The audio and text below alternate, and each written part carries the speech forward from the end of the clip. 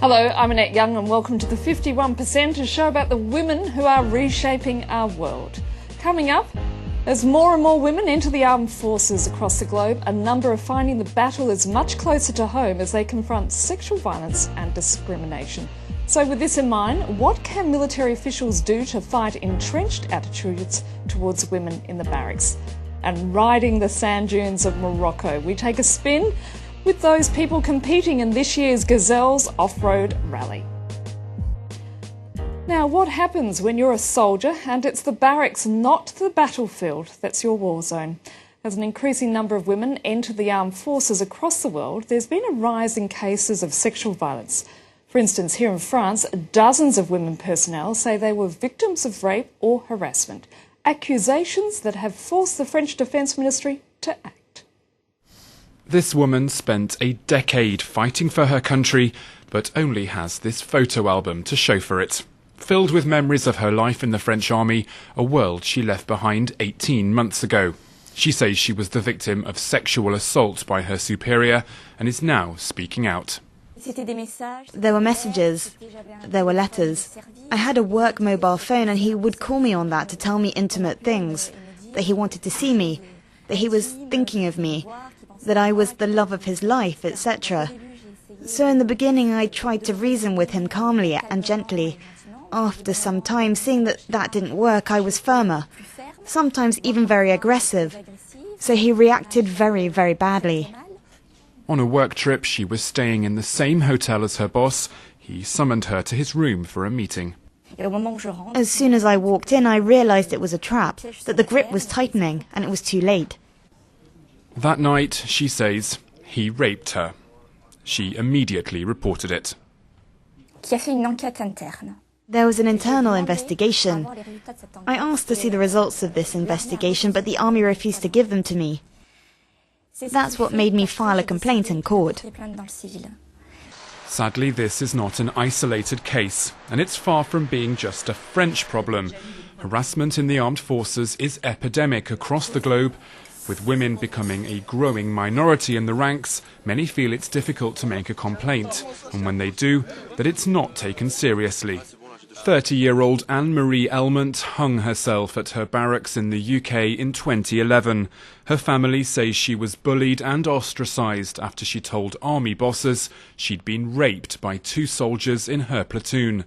Earlier this month, the coroner criticised the British Army, saying elements of their handling of the case had been unforgivably bad.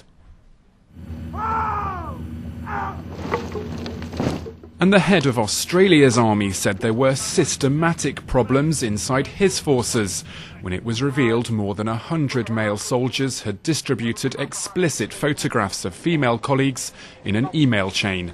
The then Prime Minister Julia Gillard, who had worked hard to open army doors to more women, was shocked.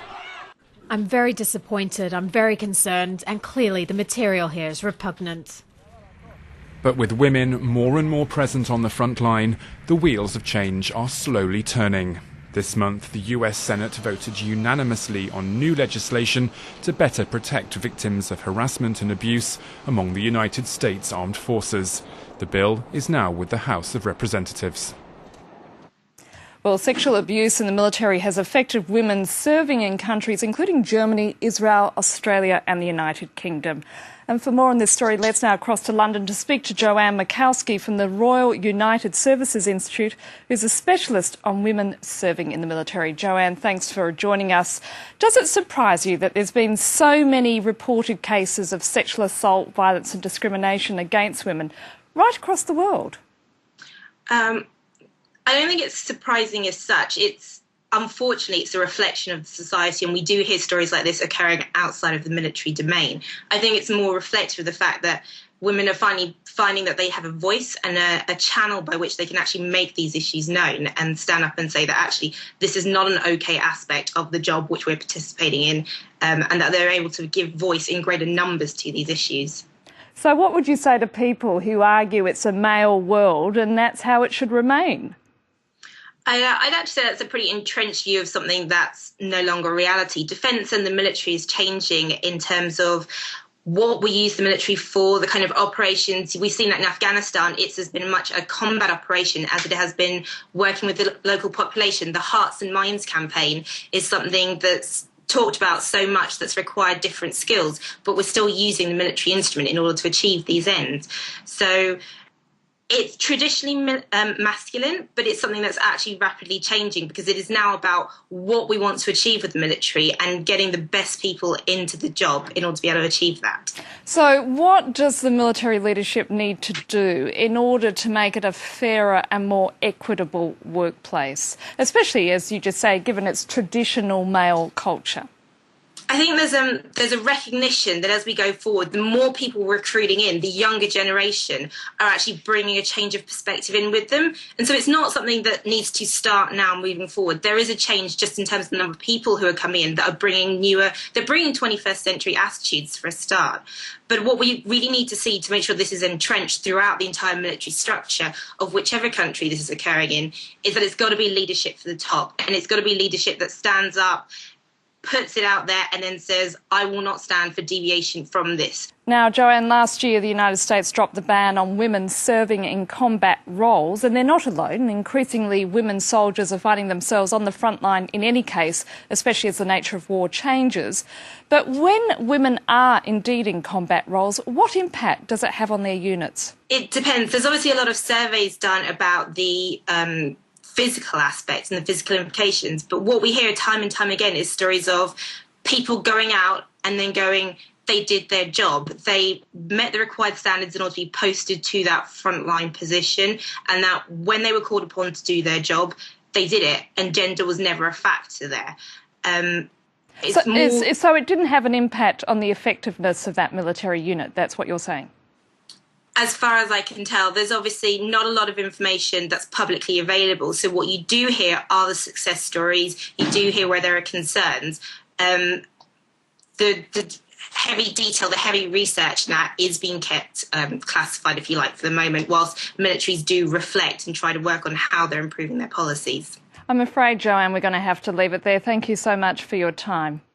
Now, in other news, a doctor will stand trial for the first time in Egypt on charges of female genital mutilation, or FGM as it's referred to. This after a 13-year-old girl died following an alleged operation in his clinic last year.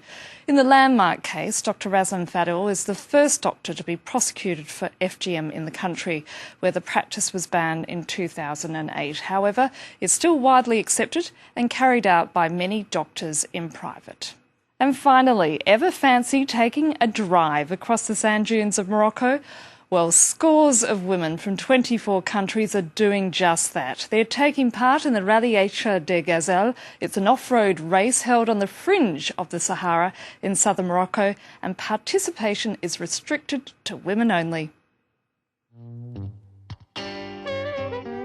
9 days to cross the Moroccan desert, with no phone, no GPS and no support crew. Just a compass, a battered old map and a ruler to guide the way. It's a phenomenal challenge, travelling across some of the world's toughest terrain in difficult conditions. The Rally HD Gazelle costs almost €15,000 to enter, offers no prize money, and yet for these women, it's the race of a lifetime.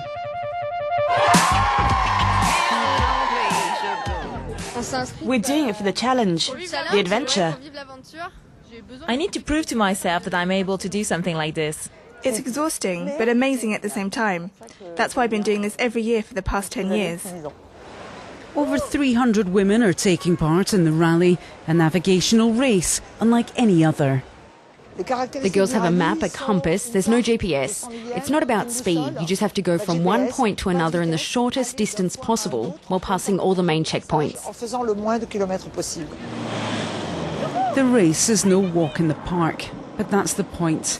Sarah founded the event back in 1990 to counter prejudice and prove that women are just as capable as men of doing the tough races. It's a format which pushes the teams to their limits, With only the most basic of equipment, the women have to navigate a course covering over 2,500 kilometres through some of the world's most challenging terrain. This is a bit of a nightmare. It's only going to get harder, but I love it. It's a race based on strategy rather than speed, on resourcefulness rather than brute force, and is more than a mere competition. From the beginning, the mission of the race was to leave no trace on the environment, but to leave a meaningful impact on North Africa and its people instead. The non-profit Cœur de Gazelle came into being as a result, and during the rally a medical caravan crisscrosses the countryside, delivering treatments to those in need. Funds raised from the entry fees go towards educational projects, providing sustainable development opportunities and employment for local women. With more competitors taking part this year than ever before, Rally HD Gazelle is going from strength to strength and is now one of France's most prestigious motorsport events. And that's it for now. If you'd like to comment on what you've just seen, please head to our Facebook page, France24/the 51%, or do send us a tweet at _51%. Thanks for your feedback so far, and please keep those comments rolling in. Until the next program, bye for now.